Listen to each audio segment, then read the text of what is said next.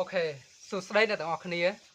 ឡូវថ្ងៃនេះគឺសិស្សរបស់ខ្ញុំបាទគាត់ត្រៀមទៅរៀននៅសាលារដ្ឋអញ្ចឹងណាបាទហើយមុននឹង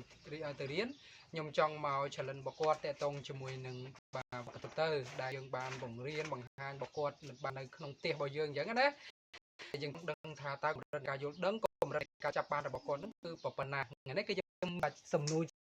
ជីវភាព3សំណួរដែលខ្ញុំនឹងសួរគាត់អញ្ចឹងណាអញ្ចឹងយើងចង់ដឹងថាគាត់ដឹងដែរឬទេដែលសំណួរទី1ហ្នឹងគឺតកតងជាមួយនឹងថាតើបាបុរាណដ្ឋានតកតងនឹងប្រាសាទកោះកេរហ្នឹងស្ថិតនៅក្នុងខេត្តណាណាហើយទី2តើប្រទេសកម្ពុជា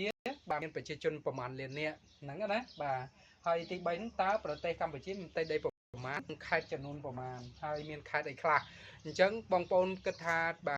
ទមួយបាទដែលចូលមិនទាន់បានកន្លះឆ្នាំនេះតើគាត់នឹងអាចឆ្លើយបានដែរទេអញ្ចឹងអូខេតោះទៅតាមដានទស្សនាទាំងអស់គ្នា